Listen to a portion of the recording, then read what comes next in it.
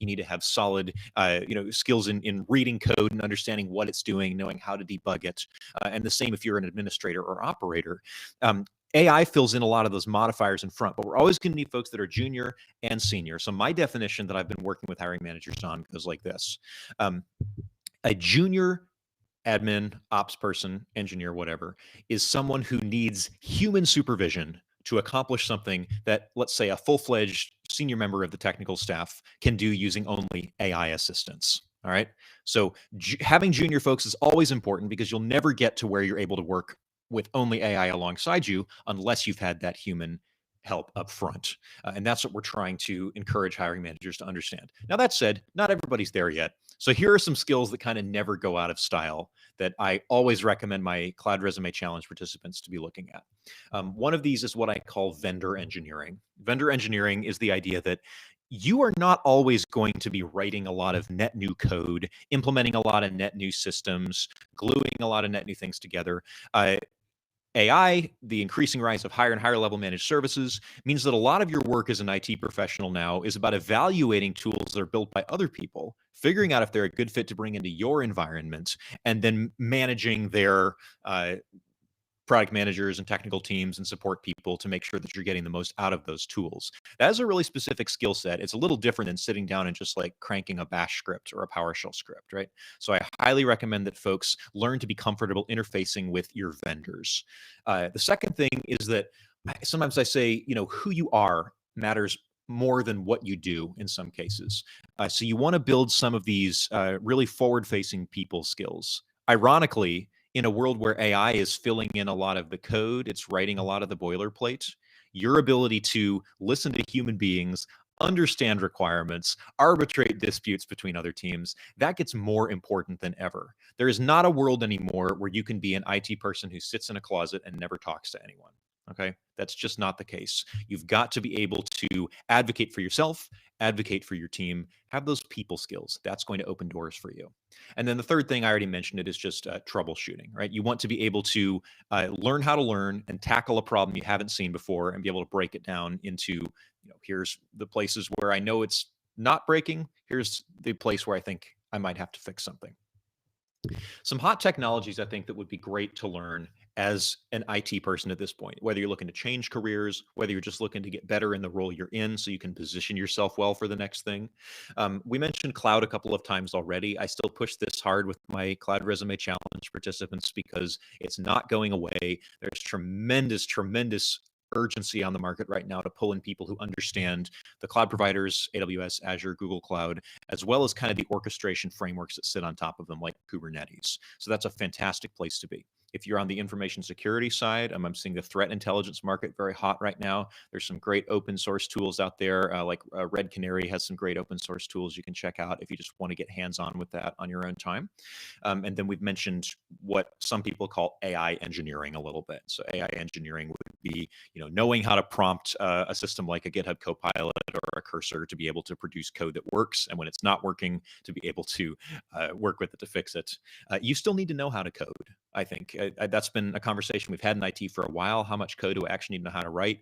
Don't let AI fool you into thinking you can just put that on the back burner. Your familiarity with code and your ability to know when AI is writing something that makes sense or something that doesn't make sense, that's the thing that's probably going to stop you from getting to senior as an IT professional. So make sure you can do that. Finally, I want to leave you with a little bit of a hopeful note here. All right. Yes, there's stressors on the market. Yes, the landscape has changed a lot if you haven't been paying attention for the last few years, but there's so much opportunity out there. Oh my goodness. Just think for a minute about all of the terrible AI generated code that's being put out there every day. Someone's got to operate that stuff. Someone's got to maintain that. Someone's got to secure that. That's like your bat signal if you're in IT right now. Your job is to come in and make things run. And in the world of AI, we need humans who can do that more than ever. I'm so excited for what we're going to learn the rest of this hour. Thank you to Automox so much for inviting me. And if you have more questions about your IT career, please feel free to reach out to me. I'm available as Forrest Brazeal on all sorts of social platforms. I'm happy to talk to you. All right. Thanks so much, Forrest. That was incredibly insightful. If you're just joining us now, this is our first ever live show. And we're glad to have you here. If you stick around for after the live show, Forrest and I have a podcast that we recorded together that will premiere directly after this one. So thank you so much, Forrest. And we'll have people reach out to you on LinkedIn or anywhere else. So thanks so much. Awesome. Thank you. Appreciate it.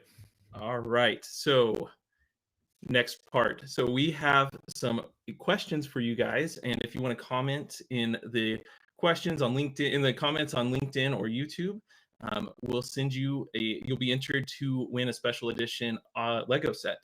Terms and conditions of that are in the description. But all you have to do to enter is just comment on LinkedIn or on YouTube. So drop a comment in there and let us know what your current job title is, or if you're in the process of searching for a new job, let us know what job you're going after. Forrest mentioned that we have lots of senior people on the market right now, so we'd be interested to see what you guys are doing out there. All right, so for our next segment is how to step up in your IT career. We are joined by James Sennett, who's the director of Gong, Charles Coaxum, Senior VP of Customer Experience, and then Ashley Smith, who will be hosting this. And she is also the host of the Heroes of IT podcast and Customer Marketing Manager at Automox. So Charles, James, and Ashley, welcome. And I'll go ahead and hand that over to you, Ashley, and we'll get them on screen. Awesome. Thank you so much, Landon.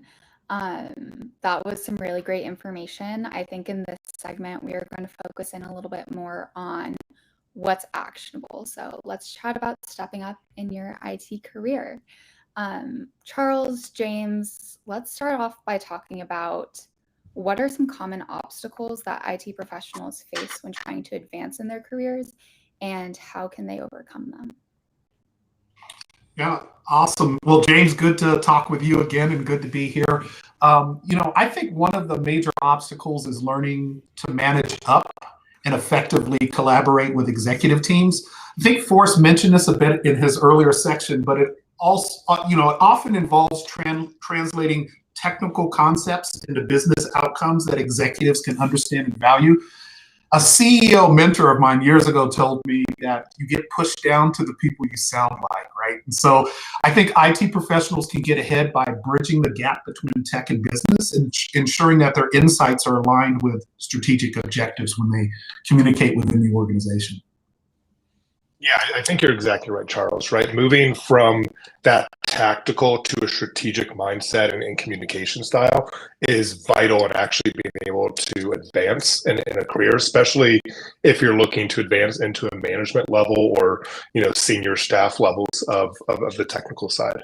I just had to deal with this yesterday where I wrote a executive summary and it was too technical. It was not what our ELT was looking for.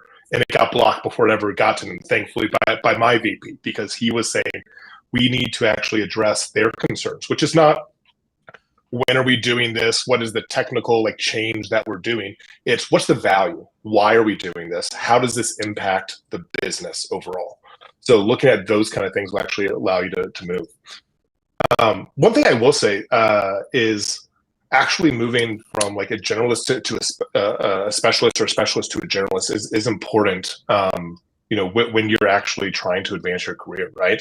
A lot of IT professionals will kind of go down a technical track and shoehorn themselves into a specific place that really they might not want to be in, but they go there because they see opportunity.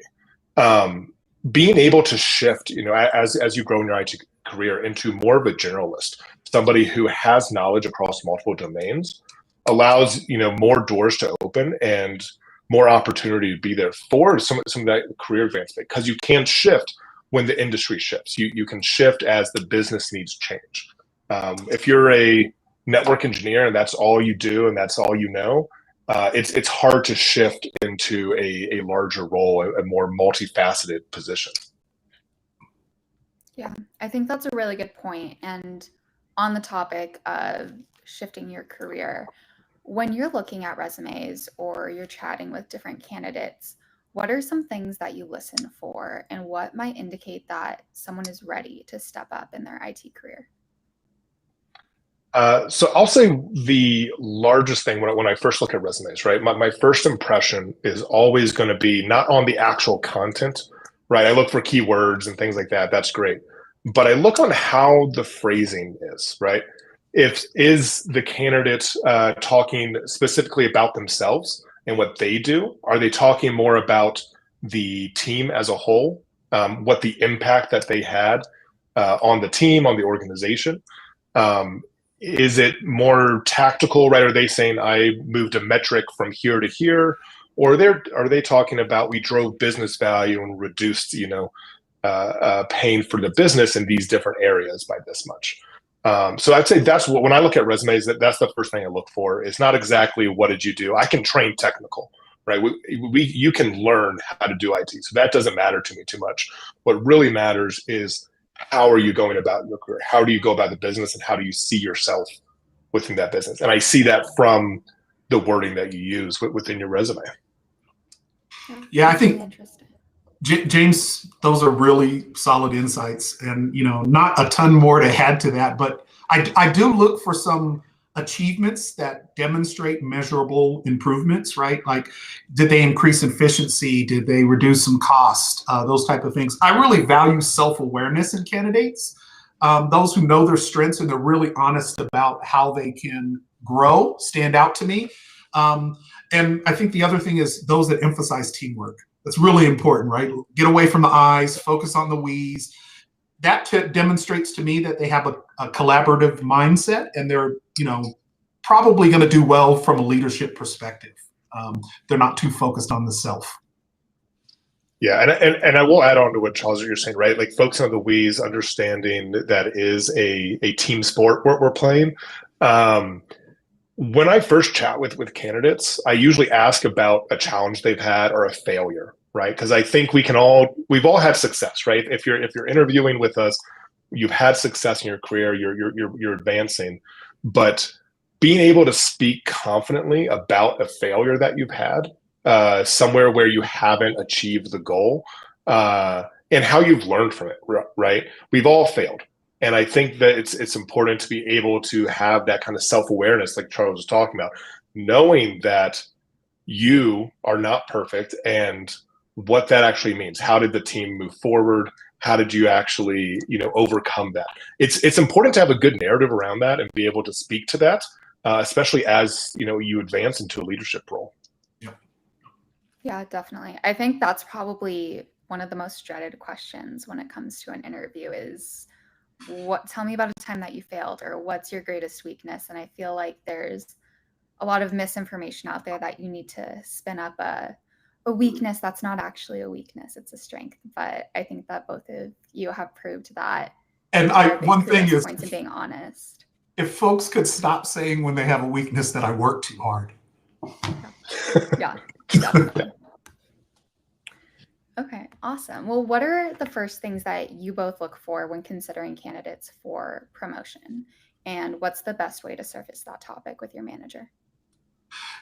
For me, I seek candidates who, demonstrate leadership, whether or not they're in a formal management role. To me, that leadership is, all about influence. It's about problem solving. It's about motivation rather than authority. And so, when discussing promotion with a manager, I would recommend people, focus on your motivations, right? Like, are you aiming to lead teams, or are you more interested in expanding your influence, right? Understanding what fulfills you in the role and what you can bring to others to help advance their career, to me, is really crucial when looking for people that are going to go into leadership positions. Yeah. Understanding the why behind that desire is really important. I think a lot of employees and candidates see leadership as that's where the money is. That's just the next step. That's just how it works. And it doesn't have to be, right? I think being able to understand what makes you happy in the role, what motivates you to come to work every day and get the job done, is important to be able to know about yourself, so you're going down the right path. And also to be able to share that with your leadership so that you can work on that together. For me, looking at a candidate, when I have a conversation with somebody about advancing into a leadership role, what usually I like to see is them taking that responsibility, like Charles was saying, right? Them actually advocating, saying, I'd like this. This is why I want to move. This is why this advancement makes sense.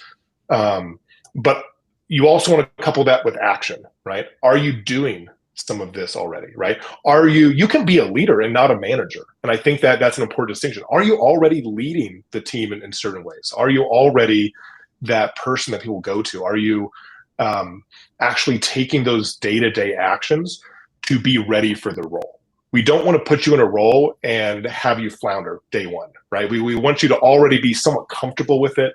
It kind of be expected that this is that next step for you, right? You're already taking that half step into leadership before actually getting the title. So that's I try to look for that as well, some of the actions that are being taken and how you're already taking on that responsibility. Awesome. All right. Well, my last question for our time together is around networking. I know that's the buzzword in the industry right now on LinkedIn. How important is networking within the IT industry? And what are maybe some strategies that you recommend for building effective professional relationships? Yeah. So I will say I despise networking. You have to do it to a certain degree. I really dislike it, right? And I think that the reason I dislike it is because a traditional view of networking is superficial, right? It's let's connect with 10,000 people on LinkedIn. Let's just hand out business cards and have a drink with people, right? There's no actual content behind it. There's no actual connection. And so I don't see networking as useful. I see building relationships as useful.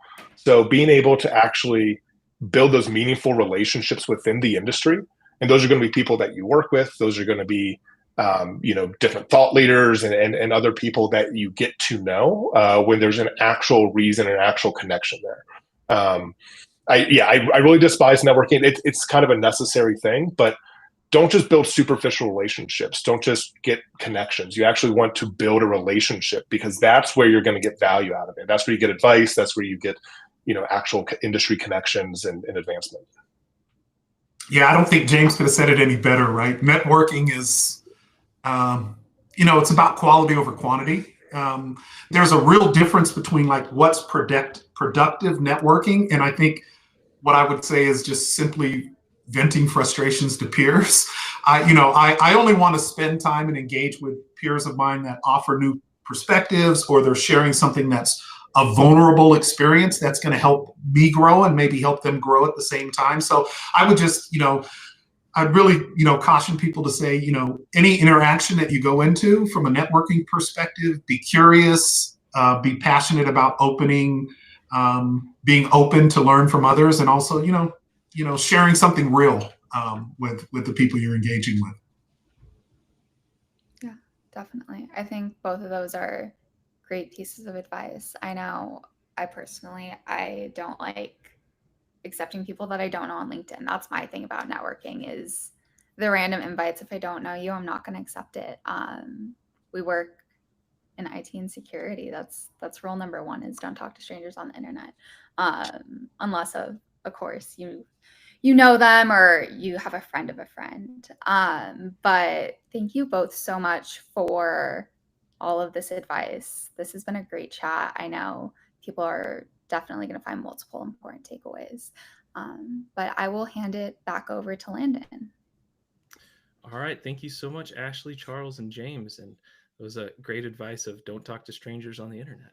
So next, we'll be playing a little trivia game, which I am very excited about. If you've ever listened to Maddie's IT Insiders podcast, you'll get to pretend like you're on that a little bit. She plays a little game on each one of hers. So this one will be on Slido. So if you want to scan that QR code or go to slido.com and enter that number, we're going to play a little game. So first question is, we'll say an IT admin is responsible for ensuring regular backups of critical company data. However, during the latest audit, they discover that backups have been failing for the past week without triggering an alert. What should the IT admin do first to resolve this? Is it A, check the backup storage space ability, B, restart the backup system, C, update the backup software, or D, run a full system backup manually. So we'll give that a second, let people get their answers in, and then we'll give the results. Let's see. Wow, everybody got that one right, it looks like. And the answer is run a full system backup manually and then figure out why your reporting is not working. So we'll go ahead and go to the next question then. All right, so in virtualization, what is the role of a hypervisor? So A, it directly manages CPU and memory resources for applications. B, it virtualizes the physical hardware to run multiple operating systems on a single machine. C, it monitors the performance of cloud-based services. Or D, it provides load balancing across multiple servers. Again, if you want to scan that QR code or join at slido.com and put that number in, we'd love to get your input and have some fun with you also. All right, let's see. We'll go ahead and look at the results. And a hypervisor virtualizes the physical hardware to run multiple operating systems on a single machine. So the correct answer was B. All right, we've got some more people coming in, so you should be able to hit the right answer now instead of people hitting the wrong answer still. Or you can hit the wrong answer if you want. All right, let's see. And then question number 3. A company receives alerts from their intrusion detective system about unusual activity. After investigating, they discover that multiple user accounts are exhibiting abnormal login patterns, suggesting a potential security breach. What is the very first step an IT administrator should take? And I'm sure Jason Kikta, our CISO, will have some notes on this one also in his talk, but we'll go ahead and let you guys see what you come up with now. So this is a twofold one. I believe there are 2 correct answers: is disable the affected accounts and isolate the compromised systems from the network. It was a little vague whether it's a whether it was threw a tricky one out there for you. So if it's an on-site hardware or if it's a cloud-based solution, both of those would be the correct answer. So good job, everybody. All right. What method does zero trust architecture rely on for securing endpoints? Is that A, granting full access to internal users and denying access to external users? B, trusting all devices that have successfully logged in once? C, continuous verification of devices and users regardless of their location or network? Or D, using firewalls to block unauthorized traffic on endpoints? All right, let's see what we have here. And the answer is correct. Everybody did great on that one. This reminds me of my college chemistry classes, or when you had the little beepers, but the answer is C, continuous verification of devices and users regardless of their location or network. You want to make sure that every time someone is accessing that it is correct. All right, and I believe this is the final question, is what company sparked the name Silicon Valley? Is it A, Hewlett Packard, B, Fairchild Semiconductor, C, Intel, or D, Apple? Be interested to see if you guys get this one right. All right, let's see. And the answer is Fairchild Semiconductor. They were actually the one of the first semiconductor companies out in Silicon Valley, and that is kind of where the name and that whole industry sparked out of. All right, lots of people saying Apple. That's a good one too. So, okay, and then next, let's see. Next, our last segment is all about reducing security risk, and or as like we like to call it here, how not to F up and keep your job. And our final guests of the day are Jason Kikta, who is the VP of Product and CISO at Automox, and then also Maddie Regis, who is the host of IT Insiders. So we'll go ahead and put you guys on. And Maddie, I will go ahead and give it to you. Thank you so much. Thanks, Landon. All right, we've heard a lot of great career advice from James, Charles, Forrest, and now, there's kind of 2 sides of the coin when it comes to IT ops. You've got the ops and then you've got the cybersecurity. So we're going to get into a little bit, as Landon said, about how not to F up and keep your job, how to make security happy. So luckily, we've got a great person for advice on that. Jason has 30 plus years of experience in the cybersecurity industry. So Jason, give me a little bit more about your background and then we'll jump into it. Maddie, you could have been gentle and just said over 20 years, but I appreciate it. Hello, everyone. As Maddie said, my name is Jason Kikta, and I am the CISO and Senior VP of Product here at Automox. And I've been at Automox here for 2 years. And before that, I was in the Marine Corps for over 20 years doing IT work.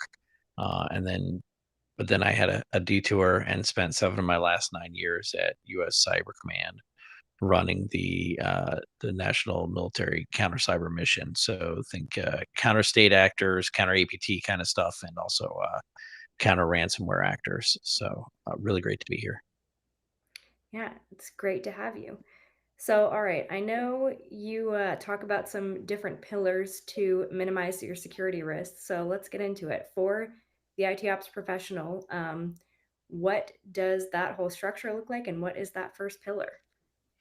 Yeah. So, and the origin of this briefly is that for a while there, while Cyber Command was building these new teams, both offensive teams and defensive teams, and I started out working with the defensive teams, and so I ended up by just sheer I think it was sheer dumb luck. I ended up running a lot of the major incident responses within DoD, and I noticed a pattern early on, and the first time it was just sort of an, oh, by the way, and then after so many cycles over years of wash, rinse, repeat, it became a mantra that I would say up front to the network owner, that I would say, hey, look, I can kick the Russians or whomever out of your network, but understand they're going to be back in a day, a week, a month, a year, unless you focus down on these sort of fundamentals. And so the first one was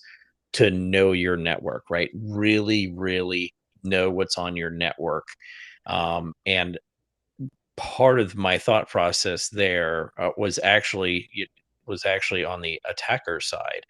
And Rob Joyce, who recently retired from NSA, but he back in 2008 when he was running tailored access operations for NSA, which was that was the pinnacle of NSA's essentially hacking capability.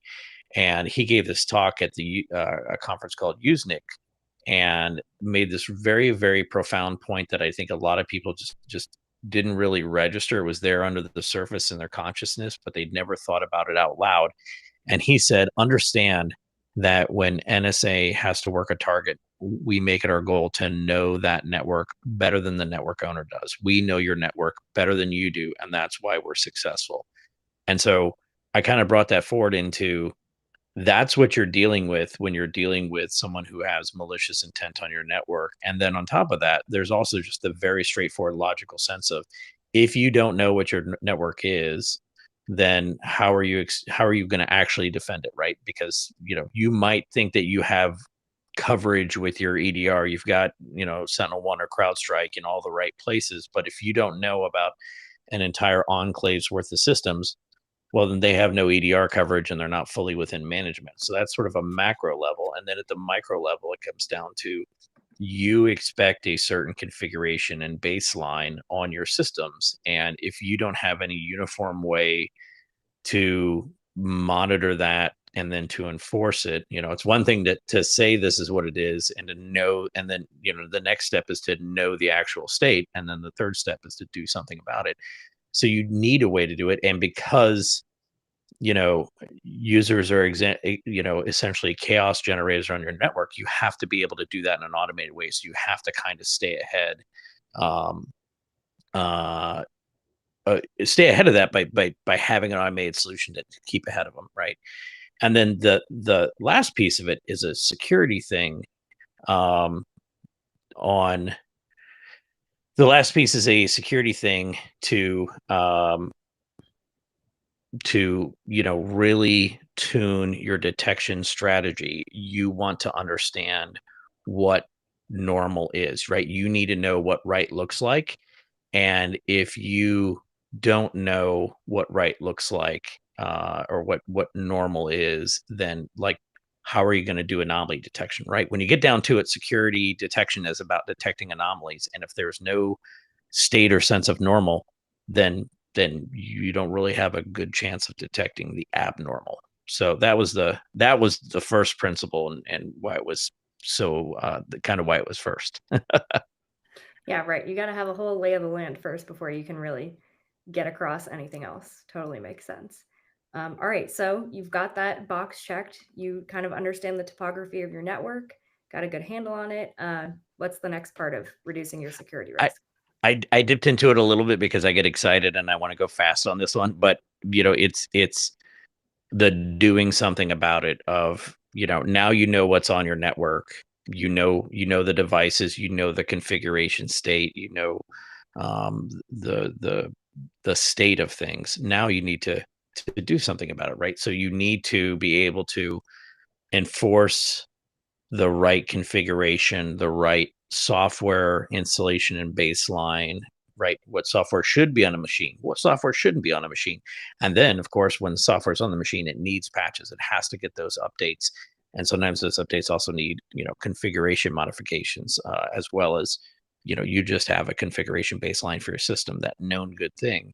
And you need to be able to enforce that as well. And it's important, again, it's important for the security team, but it's also important for the IT team. And I think this is where, when I started out in IT, I was on a hardware help desk. And so my life was all about troubleshooting, right? It was just basic troubleshooting skills again and again and again. We didn't have, this is the 90s and the era of like floppy disks and, you had a CD-ROM if you were fancy.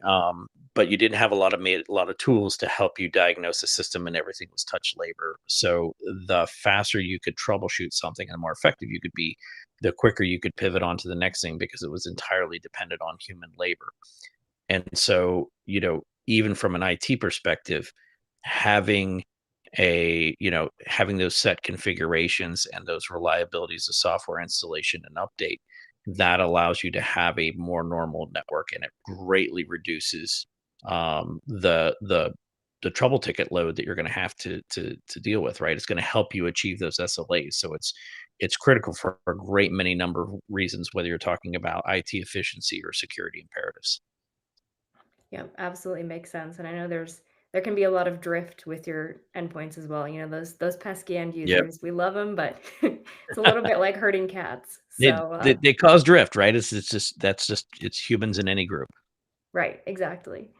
Okay, so you've got all that good to go. And I know there's one more thing that you talk about a lot, which is protecting identity. So Great. that can mean a lot of things. Go into that a little bit for me, what that means in this case. Yeah.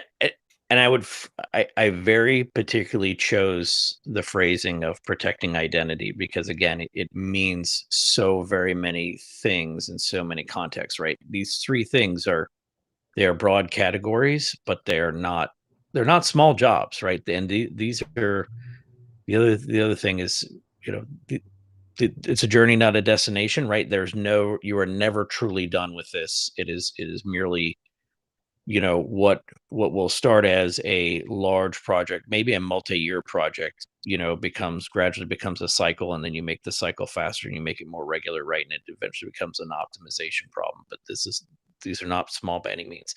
When we talk about identity, we're talking about a blend of many things, right? And the obvious one is protecting the digital persona that we use to interact with systems, right? Your password, right? Passwords, multi-factor authentication, getting into single sign-ons, and to provide a gateway and regulate those core enterprise tools that you use, getting into a corporate password manager so you can control the things that aren't in single sign-on, because you'll never have 100% of everything in single sign-on, and being able to protect it there and protect it systematically. Of, like, with our password manager, I can't see your passwords, but I can tell you if you have weak passwords, because the system can evaluate that for me, so that someone from the IT or security team can reach out and say, hey, Maddie, we need you to do a little work on network hygiene specific in these accounts. You have some weak passwords. Please go upgrade them. Right. But it also means certain things like, protecting, service accounts, service principals, depending on, are we talking about, on-premise devices, or are we talking about things in the cloud? And when you look at how an attacker spreads through your network, they are at their core, they're really playing an identity game.